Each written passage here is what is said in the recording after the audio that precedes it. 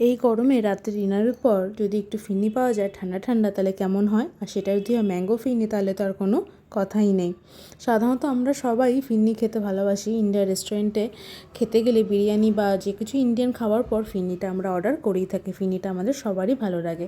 আর এই আমের সিজনে আম রয়েছে ঘরে, তো ম্যাঙ্গো ফিরনি বানাবো না তা কখনো হয়?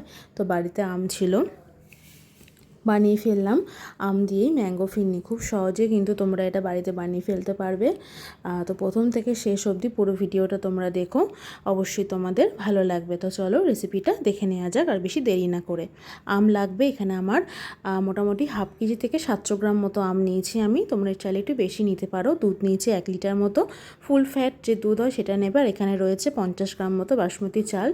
যে কোনো বাসমতি সুগন্ধিওয়ালা চাল নিতে হবে। ভালোভাবে ধুয়ে এটা আমি প্রায় 1 ঘন্টা ভিজিয়ে রেখে দেবো। একটু কাজু নিয়েছি, আমন্ড স্লাইস করে নিয়েছি, আর নিয়েছি ভাঙা কাজু। আর লাগবে আমার 120 গ্রাম মতন চিনি। আর আমটা আমি ভালোভাবে ছাড়িয়ে নিয়ে কোলা থেকে বার করে পাল্প বার করে নিয়েছি। এবার এর মধ্যে এবং ব্লেন্ডিং জারের মধ্যে এটাকে আমি দিয়ে দেবো। এর ভালোভাবে একটা পিউরি বানিয়ে ফেলতে হবে, ম্যাঙ্গো পিউরি। নিয়ে এটা মুখটা বন্ধ করে দেবো। তার আগে একটু ম্যাঙ্গো এসেন্স দিয়ে দেবো। আমটা আমার একটু কম হওয়ার জন্য আমি এখানে অ্যালফানসো ম্যাঙ্গো ইউজ করেছি। তো এই আমার এসেন্সটা অ্যালফানসো ম্যাঙ্গোরই এসেন্স, তো সেটাই আমি এখানে ইউজ করেছি। ভালোভাবে ব্লেন্ড করে নিয়েছি, অন্য জায়গার মধ্যে ট্রান্সফার করে দিয়েছি। এরপর চালটাও আমরা ব্লেন্ড করে নেবো। চালটা আমার 1 ঘন্টা ভেজানো ছিল। চাল কিন্তু অবশ্যই ভিজিয়ে রাখবে, নাহলে কিন্তু ভালোভাবে ফিরনিটা ভালো হবে না। খুব বেশি মিহি করে দানা করে ফিরনি মানে চালের পেস্ট বানাবার দরকার নেই। একটু হাতে দানা দানা ঠেকবে সেই রকমই কিন্তু পেস্ট তোমাদের এটার বানাতে হবে। দেখো একটু হাতে দানা দানা লাগছে। আবার গ্যাসে বসাবার আগে জায়গার মধ্যে কিন্তু দুধটা ঢেলে নেবে। গরম পাত্রের মধ্যে দুধ ঢাললে কিন্তু অনেক সময় দুধ ফেটে যায়, তো সেটা যাতে না হয় আগেই পাত্রে ঢেলে নেবে, তারপর গ্যাসের মধ্যে চড়াবে। 1 লিটার দুধ নিয়েছি, ফুল ফ্যাটওয়ালা দুধ। ভালোভাবে কিন্তু ক্রমাগত নাড়িয়ে যেতে হবে যাতে তলায় যাতে লেগে না যায়। দুধ নাড়াতে নাড়াতে যখন দেখবে একটু কমে এসছে, আর একটা কথা বলে দিই, পায়েসের মতন কিন্তু ফিরনিতে দুধ অত কমানোর প্রয়োজন পড়ে না।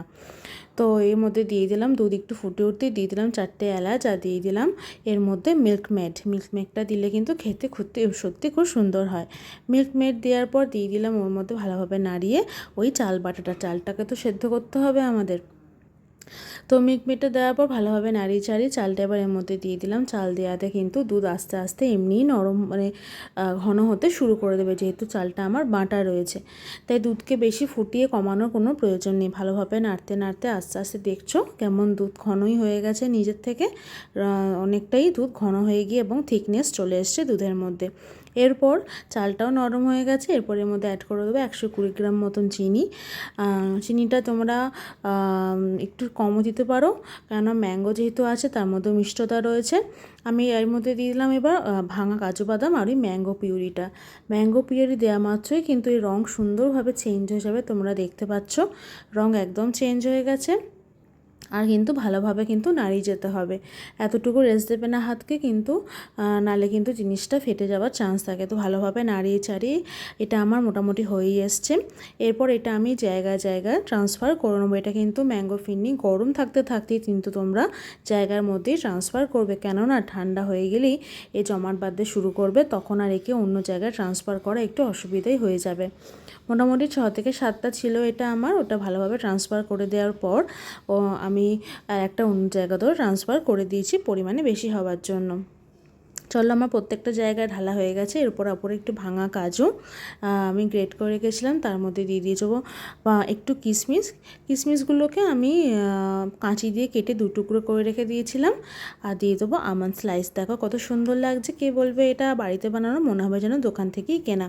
তো আমার রেডি ম্যাঙ্গো ফিরনি, এবং এটা যাবে ফ্রিজে ঠান্ডা হওয়ার জন্য। মোটামুটি 3 থেকে 4 ঘন্টা ফ্রিজে রাখতে হবে। আর যদি খুব ভালো হয় তাহলে ওভারনাইট যদি রেখে দিতে পারো তাহলে আরও ভালো হয়, সুন্দরভাবে কিন্তু এটা জমে যাবে। এটা চলে গেল আমার ফ্রিজে। সকালে দেখো ফ্রিজ থেকে বার করে এনে তোমাদের দেখাচ্ছি। খুব সুন্দরভাবে এটা জমে গেছে, সারা রাত ছিল। আর তোমাদের উল্টিও আমি দেখিয়ে দিচ্ছি, কিন্তু একবারও বিন্দু মাত্র কিন্তু ফুটছে না। খুব সুন্দরভাবে কিন্তু এটা জমে গেছে, এবং তোমাদের আমি এটা কেটেও দেখিয়ে দিচ্ছি কতটা সুন্দর এর টেক্সচারটা হয়েছে। তোমরা বাড়িতে এটা অবশ্যই বানিও আর বলো কেমন হয়েছে। আমার সময় ম্যাঙ্গো ফিরনি অবশ্যই কিন্তু বাড়িতে বানিও। তো চলো আজকে ভিডিওটা এত অবধি। ভিডিওটা যদি ভালো লেগে থাকে অবশ্যই লাইক করো, শেয়ার করো আর কমেন্ট করতে ভুলো না কিন্তু। তো চলো, টিল দেন, টাটা। আর হ্যাঁ, ওই একটু বেঁচে গেছিলো, আমি অন্য জায়গার মধ্যে এটা ট্রান্সফার করে দিয়েছি। তোমরা চাইলে এটা আরও 2-3টে ভালো রঙ কিনে ওর মধ্যে ট্রান্সফার করতে পারো, তবে আমার জায়গা ছিল না তাই এটা অন্য জায়গায় ট্রান্সফার করো। ওই একইভাবে ওটার মধ্যে আমি ছড়িয়ে দিয়ে আবার এটাকে একইভাবে ফ্রিজে ঢুকিয়ে দেবো। চলো, আজকের জন্য টাটা। কেমন লাগলো ভিডিওটা অবশ্যই কিন্তু বলো, কমেন্ট করতে ভুলো না কিন্তু। Till then, tata.